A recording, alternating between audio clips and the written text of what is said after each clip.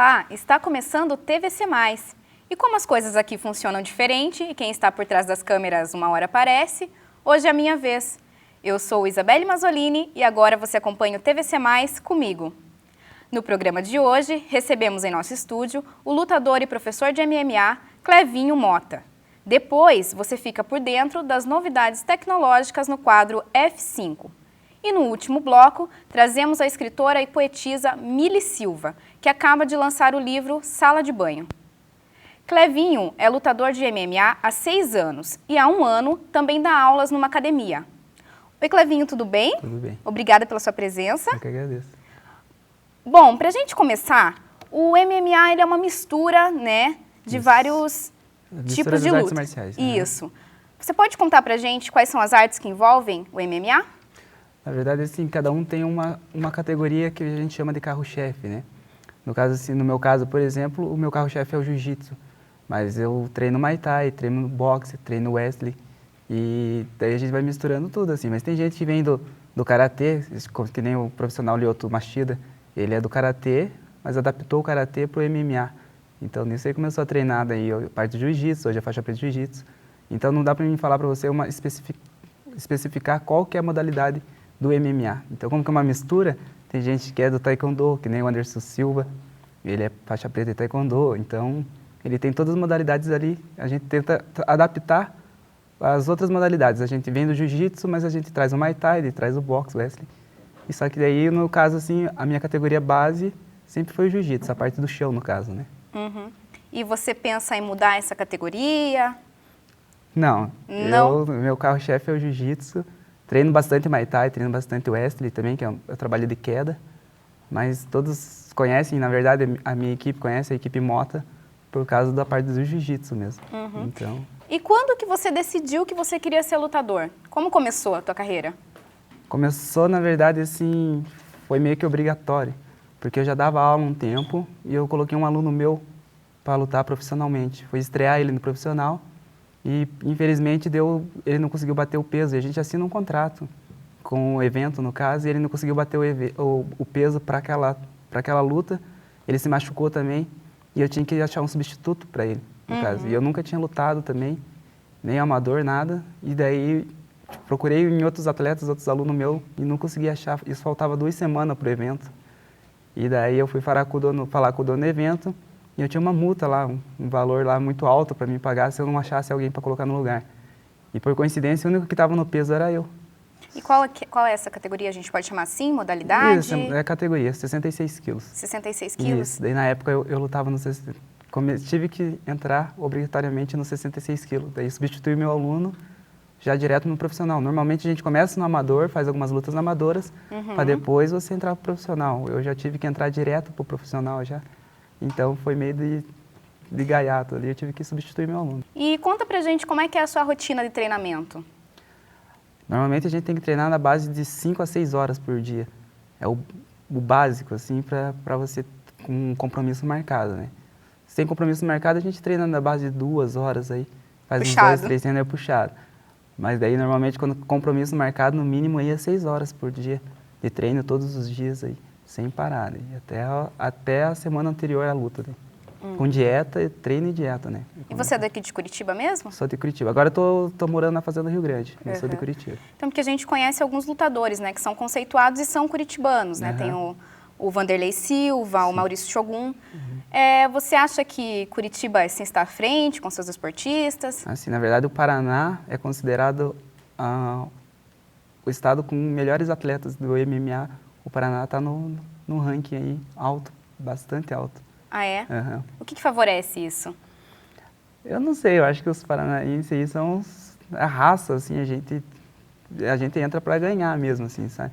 Então, quando a gente vai lutar fora, São Paulo, algum outro lugar, assim, quando fala que é do Paraná, o pessoal fica meio receoso, assim, porque sabe que quando vem do Paraná, Curitiba, assim, o pessoal vai para ganhar mesmo. Para ganhar.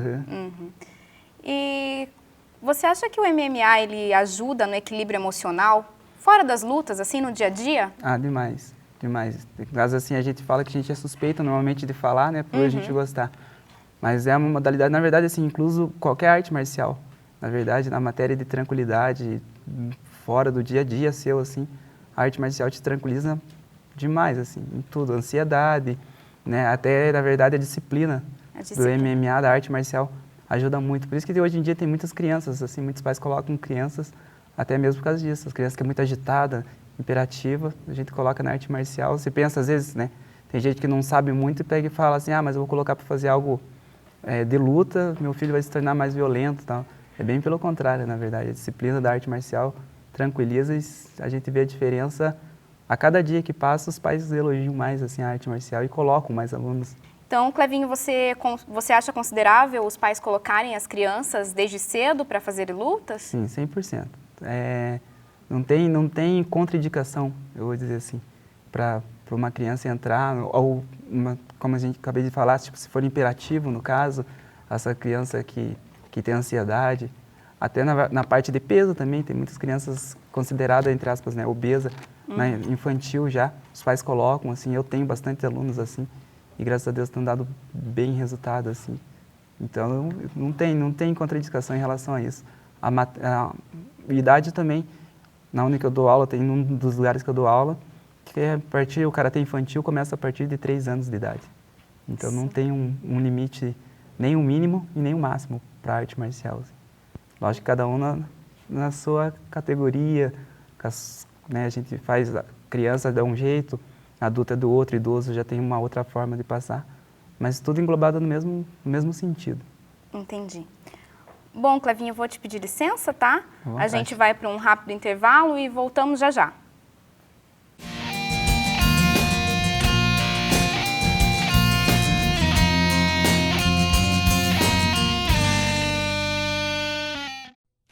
O dinheiro que se gasta com o desperdício de água e luz poderia ser usado para construir escolas. Seja consciente. Seu consumo transforma o mundo. Instituto Acatu pelo consumo consciente.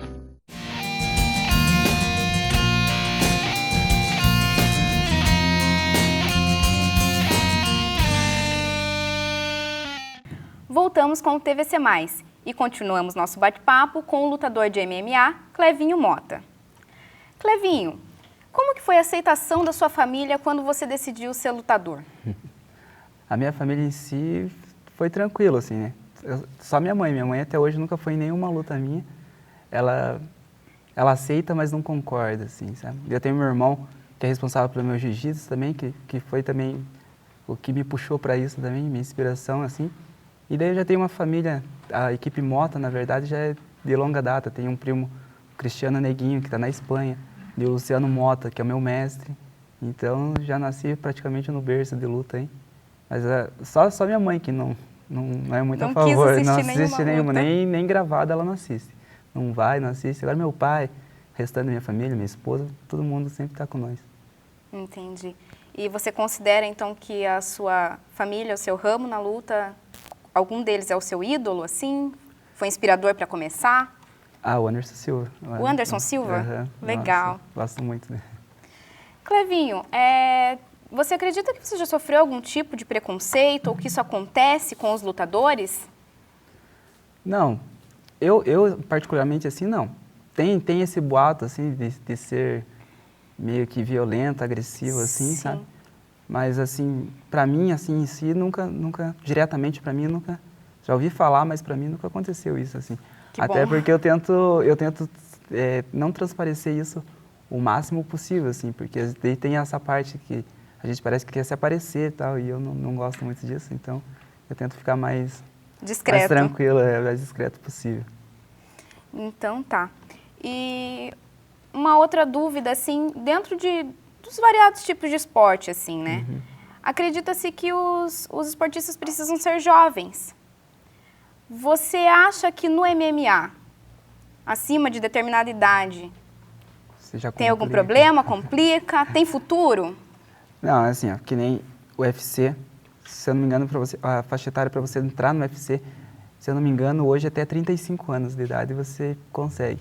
Passou disso, você já não tem. É que nem, na verdade, o futebol, assim, às vezes o futebol você quer começar com 20 anos e para muitos já é tarde demais, você tem que começar com 14. Já o MMA tem, hoje em dia, como tem o amador, Daí é simples para você começar. Eu tenho meu filho que tem 9 anos, a primeira luta dele foi com 8 anos de idade, de MMA amador. Então, eu não digo para você que tem uma idade para começar, mas para parar, assim, eu vou dizer para você, vamos comparar na prática. É difícil, eu hoje, vamos dar um exemplo, se eu tivesse 40 anos hoje, tivesse que lutar com um rapaz de 20 anos, à minha disposição. É diferente? É bem diferente de um jovem, né? Mas não me impede de estar lutando com ele. A gente faz a comparação mesmo com o Anderson Silva, que com 40 anos ainda está no UFC.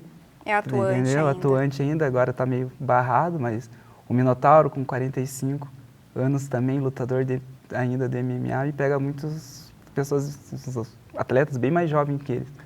Bom, você comentou agora do Anderson Silva, me veio a questão do doping que aconteceu com ele, Sim, né? É. Você acredita que isso traz alguma influência dentro do esporte mesmo? Com ele, eu acredito até que traga, assim, porque ele é totalmente público em relação a isso. Ele era o ídolo de muita gente, né? Então, isso, eu acho que não chega a prejudicar, mas muita gente fica decepcionado, vamos dizer assim, porque você, como falando por mim, assim, que sempre me espelhei muito nele e saber que aconteceu isso, mesmo eu não achando, assim, não querendo aceitar muito que ele tenha feito por querer isso, eu acredito que foi por causa da recuperação dele e tomando remédio muito forte, foi a recuperação muito rápida, eu acho que isso acabou envolvendo, mas tem vários atletas, na verdade, né, que nem o John Jones também, só que daí a diferença, o John Jones foi porque usou droga, né? Sim. E o Anderson Silva foi doping, então são comparações assim que infelizmente abalam assim um pouco, não abalam totalmente o esporte, né, mas fica um pouco defamado, assim, às vezes a gente quer, nessa briga que a gente quer de estar sempre aparecendo, fazendo o MMA crescer, e tem aquela contraindicação do pessoal que não gosta, daí começa a colocar isso como empecilho. Entendi. Um outro fato que a gente viu na mídia aí também recentemente, né, foi de um lutador de jiu-jitsu, não sei se você ficou sabendo, que ele estava num hotel e acabou agredindo um outro hóspede que, até o que dizem, não conhecia, né? Isso eu não ouvi falar. Não. Foi um caso recente agora, ele acabou agredindo, né, com golpes da luta, um hóspede até ele falecer. Nossa. Né? O que você acha dessas pessoas que usam a luta fora do ringue? Isso infelizmente não dá para se considerar como um atleta ou chamar até de um lutador, assim, sabe? Recentemente também aconteceu um ato que eu vi, eu acho que muita gente viu, eu vi no jornal, de 3 policiais que pegaram uma moça na greve que teve e um policial estava até imobilizando a moça com um golpe também que a gente costuma usar até no jiu-jitsu, assim, sabe? E eu peguei e fiquei também indignado, porque assim, às vezes a pessoa usa a parte boa nossa para expressar o mal, né? E infelizmente também a câmera às vezes pega só essa parte ruim.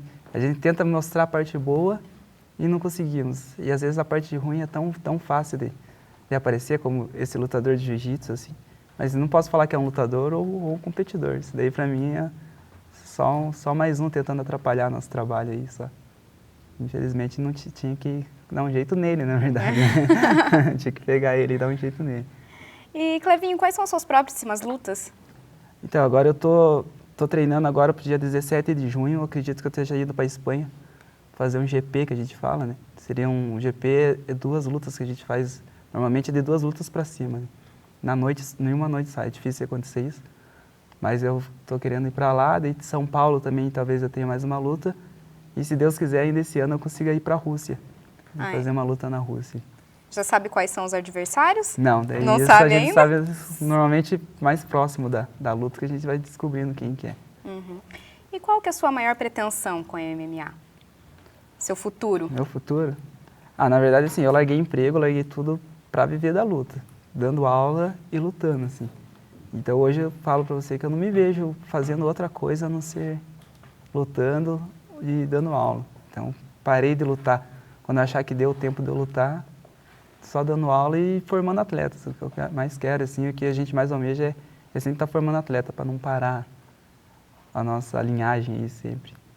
Bom, você tem alunos, né? E assim como tem as pessoas assistindo a gente agora, acredito que tenha muita gente que tem interesse de entrar para a luta, para o MMA. Qual a sua dica para esses iniciantes? Olha, na verdade, assim, é muita dedicação, assim. O MMA é um esporte de contato, né? Então, você tem que ter muito amor, ter certeza naquilo que você vai fazer. Óbvio, é bem diferente de uma pessoa que entra só pro esporte, para para manter o corpo, defesa pessoal. E é outra coisa quando você quer se tornar um profissional da luta, assim. A gente fala assim, normalmente, nós lutadores, a gente sempre fala assim que o ruim não é tanto a luta, o problema nosso é o treino, porque é um treino, ele é muito puxado. Então, que nem diz nosso mestre, assim, normalmente é melhor a gente chorar ali no treino do que chorar na hora que nós estivermos perdendo uma luta. Então, ali é onde que a gente sofre, chora, sorri, né, se machuca, para no dia da luta ser considerado, entre aspas, né, jamais menosprezando o adversário, mas que seja uma luta fácil, você tem que ter um treino difícil. Só que é algo assim, se você almeja para a tua saúde, para lutar, qualquer forma, assim, basta coragem, basta vontade, na verdade, melhor dizendo assim. Tem que ter dedicação, assim, o que você for fazer, faça do melhor feito possível. Ótimo. Acho que é isso para falar, assim. Clevinho, muito obrigada pela sua entrevista. Eu que agradeço. Sucesso na sua carreira, Obrigado. nas próximas lutas. Obrigado. E agora você acompanha conosco o F5.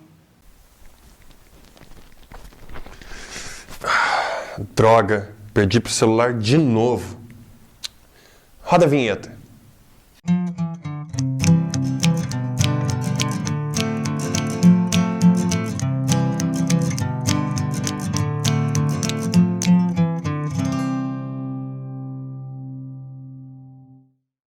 Desde que a tecnologia foi descoberta, uma questão é primordial. Poderiam os robôs vencer os humanos? A melhor maneira de descobrir? Desafios esportivos, claro. Quem não adoraria jogar contra um robô? Mas em 1996, o campeão mundial de xadrez Garry Kasparov foi desafiado e venceu o robô Deep Blue no tabuleiro e tranquilizou a raça humana. Por pouco tempo. Em 97, na revanche, o Deep Blue estremeceu a ideia da superioridade humana e levou o caneco para os robóticos. E a coisa não fica só no xadrez. O robô da empresa KR Agilus desafiou o campeão mundial de tênis de mesa Timo Boll. O mando venceu, mas foi por pouco.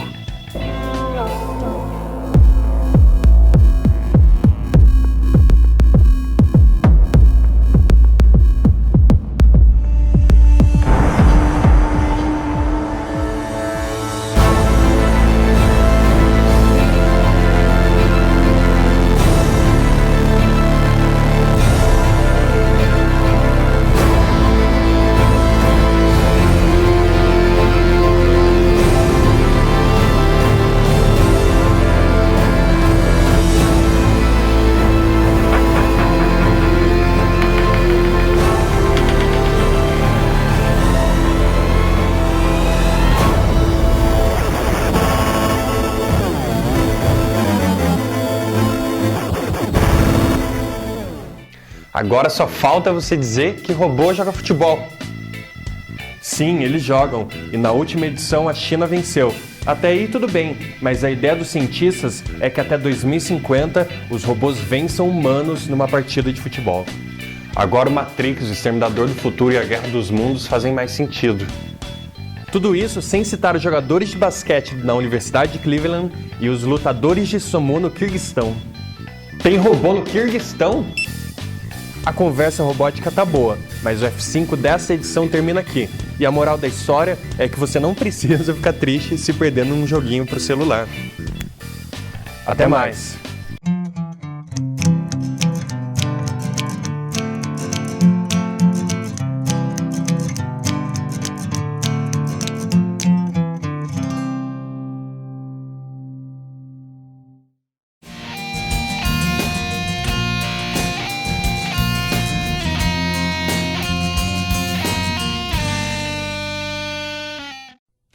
O dinheiro que se gasta com o desperdício de água e luz poderia ser usado para construir escolas. Seja consciente.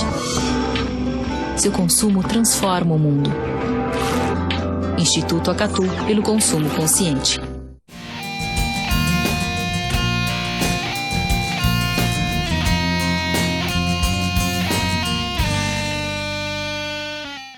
Voltamos para o terceiro e último bloco do TVC+. E estamos aqui agora com a escritora Mili Silva, que acaba de lançar o livro Sala de Banho. Oi, Mili, tudo bem? Oi, Isabelle, tudo? Bom, Mili, você pode começar com um pouco de poesia? Posso sim. Eu vou ler o trecho de um conto. O nome do conto é Relato do Corpo. que ele é um pouco pessoal, é sobre um período que eu fiz um intercâmbio e tal, passei um momento de reflexão e solidão. A solidão é uma sensação estreita, apertada. Não há para onde se mover, por mais que se ande, não há lugar para se encaixar. De longe, a vida é bem mais simples, tudo funciona sem sabermos, os dias passam na bela ignorância da existência.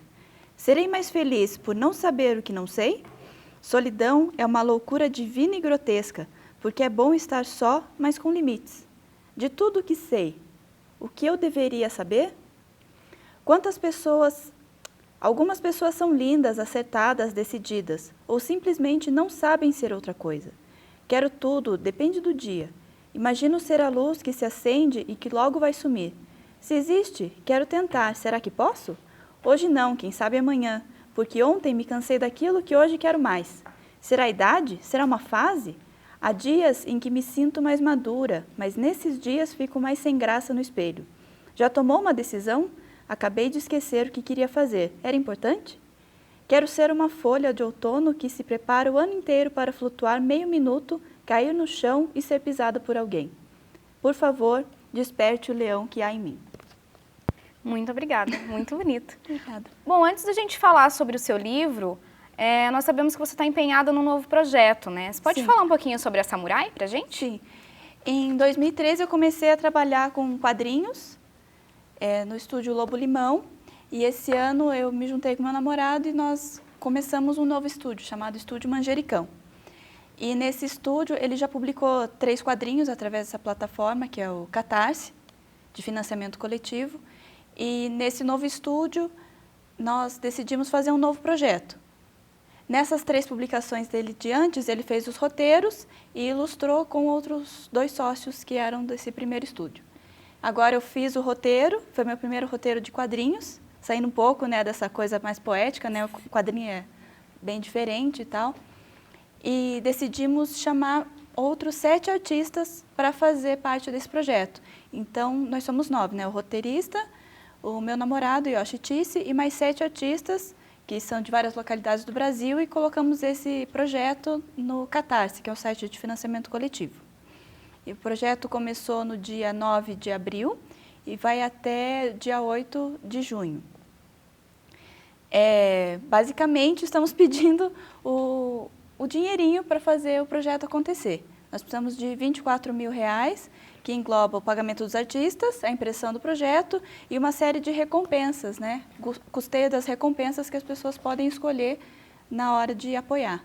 Então, o participante faz o seu apoio e recebe algumas coisas em troca. Pode ser o livro vai autografado, inclusive, podem ser cadernos encadernados, botons, adesivos, enfim, tem uma série de recompensas que a pessoa ela apoia para fazer o projeto acontecer e recebe algo em troca. Entendi. Então, conta pra gente sobre o livro agora, sobre a sala de banho. A sala de banho começou mais exatamente em 2006, quando coloquei na minha cabeça que eu queria mesmo era encadernar o meu próprio livro. Aí eu comecei a treinar essa encadernação, mas toda vez saía tudo errado. Aí eu pegava, surtava, deixava de lado e fui deixando o tempo passar, fui escrevendo, até que um belo dia eu realmente decidi, não, agora eu vou aprender, vou me empenhar em fazer essa encadernação, porque eu julgo que é muito fácil você chegar até uma editora, né? Se eu vou me autopublicar, eu posso chegar numa gráfica mesmo, ou uma editora, pagar o meu próprio livro e ter o livrinho pronto. E não era o que eu queria que houvesse esse encantamento, né? Eu queria transmitir a energia através do livro. Então, eu decidi aprender a encadernar, reunir os textos, também abri uma editora para poder ter o ISBN, a ficha catalográfica e tal, e realmente decidi publicar o livro. Nisso, eu comecei a trabalhar nesse livro mesmo em 2013, com a correção dos textos, tudo, mas eu tinha certo medo, receio mesmo, né, de sair assim, né? Não sei quantas pessoas me leem e tal, é muito, muito imaterial, né? Você publica as coisas na internet e não sabe quem lê. Então, eu demorei mais de um ano para, no final das contas, com o exemplo do meu namorado mesmo, colocar esse projeto no site de financiamento coletivo e me mostrar para o mundo. Então, ou seja, cada detalhe da capa é feito por você, Aham. manualmente. Sim. Sim. Tá. E você também participa do site Webcomics, é isso? Isso. Como que funciona? O que tem no Webcomics site? Brasil é um projeto que eu criei mais ou menos no final do ano passado, que quando eu comecei a me envolver com esse universo de quadrinhos, eu vi que havia uma necessidade, né? Os artistas, cada um tem o seu blog, eles publicam regularmente, algumas pessoas, né, 2, 3 tirinhas por semana, e eu vi que era muito espalhado, então eu senti vontade de criar um espaço onde os visitantes, os leitores pudessem ir e encontrar uma gama de artistas variados para poder ler, né? Como você vai até uma livraria para ler um livro, eu decidi criar esse espaço para expor o nome dos artistas. Sim. E eles terem essa visibilidade. Entendi. E o seu trabalho no Tadaima? O Tadaima Curitiba, ele é fruto do meu trabalho de conclusão de curso de jornalismo. Eu fundei ele em 2007 e também veio dessa necessidade. Eu sempre gostei muito da cultura japonesa, né? Então, mesmo aqui nesse livro, tem essa influência da cultura, né? Na capa mesmo, que tem escamas de peixe, as cores. E eu me envolvi com a comunidade japonesa, mesmo não tendo olhos puxados, eu me envolvi com a comunidade e recebia todo tipo de informação de eventos, notícias. Eu queria espalhar isso, eu sentia essa necessidade. Então, eu criei o projeto, começou com um blog para noticiar esses eventos mesmo, entre os admiradores da cultura japonesa, e mantenho ele até hoje. Mili, nós vimos aqui que você tem vários projetos, né, e todos envolvem escrita. Quando que você decidiu começar a escrever? Quando veio essa vontade?